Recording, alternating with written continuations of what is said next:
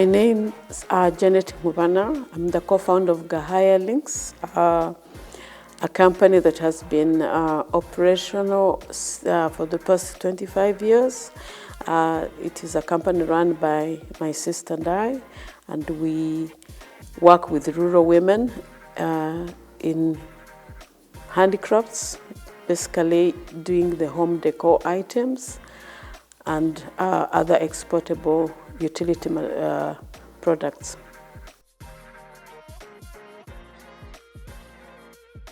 Now, when we started Gahaya Links, actually we are addressing, as all Rwandans who returned after 1994 genocide against the Tutsi, there was a need of women who had no jobs, and the majority of them had not had a chance of going to school. So we looked at that based on our skills of art and craft. We addressed the women really who needed that kind of employment. So we did not address it on a professional level, but we used the traditional culture to create products that are relevant to the market, but still will impact the artisans, the women that are making them, providing for their families and live adequately by the community standard. What influenced your passion for working with women and artisans? Well, when we came here, actually, the passion came based on the need. So we were raised from a humble beginning, my sister and I, in a refugee camp. So we understood what having no food, having no basic needs, soap, tuition for children, we went through that. So that humble beginning made us relate to the women of Rwanda, especially after the genocide against the Tutsi. So we related with them pretty well. And then myself, I studied art in school, and my sister does well in interior design work. So we combined our expertise and then transformed the traditional weaving into exportable products or utility products that are used even right here in Rwanda. So we just changed the hobby, because women of Rwanda used to do weaving as a hobby, but we looked at the hobby and then transformed it into a business product. And with that, you've seen a lot with the export market, in the local markets, and even the changes in the livelihood of the women and their families. Was that time you felt like giving up, and what kept you going? Well, when you come in an environment that you did not grow in, of course we had been used to living in exile, so coming here was new to us, but when we came, of course we are all enthusiastic to come to a place that we called home, and having had a leadership that really had a lot of love to the communities, people who came. Of course, there are needy people who came from exiles, and there were needy people who were here. And then the transformation wouldn't be accounted to the government itself, it would be accounted to every Rwandan who cared for this nation. So that's how we came in. We cared, we loved our country, and with that we said we can also put our inch of contribution in terms of changing the way Rwanda was perceived at that time. What are some challenges you think that women entrepreneurs, especially in rural communities, face today? There are several challenges the women entrepreneurs, especially in the rural communities. Number one, which actually were addressed, was the quality. Of course, people understand doing products, but then you know what product that can fit very well in the market. So the challenges were market, which was very big. But then when we go to the market, especially when we started exporting to the United States, we had a challenge of quality, of standards, of that. So That was the challenge number one. Then another challenge was people understanding, working with international markets, timelines, consistency. If this is design is this, it has to be the same throughout all products.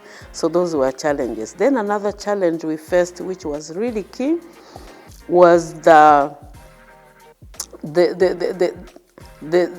togetherness of the women themselves. So we had both aisles of the genocide.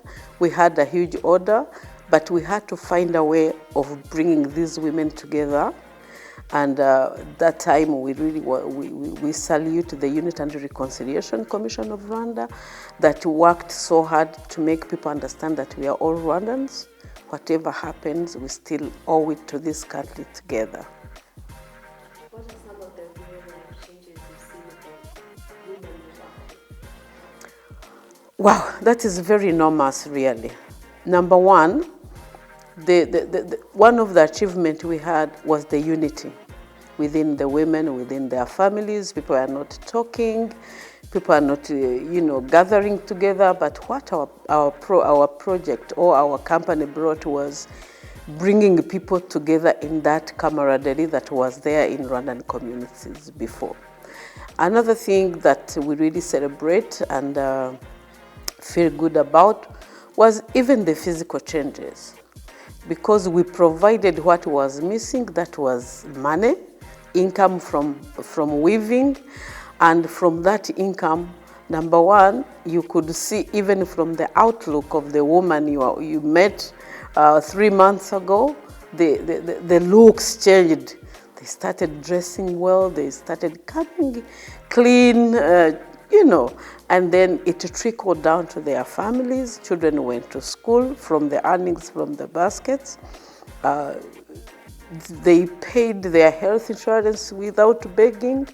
And I think the big part is the economic also contribution to the government of Rwanda, because we lessened the burden that was to the government, where they had to, because the government still takes care of the needy people. But the little we gave, we feel that there was some relief on the government side when they see women earning income and providing for themselves. And when you talk about empowerment, what does empowerment look like? For me, empowerment is making somebody understand who that person is, the value she brings to the community, and the way she behaves in the community. Because when we started working with women, some could not even look at your face and talk.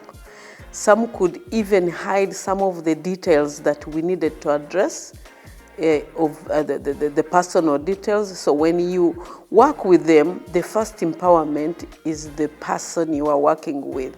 When she can respond very well, when she can articulate what she's doing very well, and when she stands in the community and you see that this is somebody, we transformed some into leaders of cooperatives, of associations. So that kind of change in the attitude and in the way people think, for me, that's what I felt was the empowerment that came first when we started working with women. And what would you tell a young woman who wants to start something but they don't know where to start from? I just want to tell the young women, girls, youth, that you first have to believe in yourself before when you believe in yourself. There's a saying that if your dream is big enough, not even your enemy can stop you. So when you believe in yourself, in your dream, I believe that the first enemy is you, who is saying, I can't make it. So let them believe in themselves. And when you are strong and you have that strong belief, nothing can stop you. When you empower a woman, you have empowered the family, the community, and the country.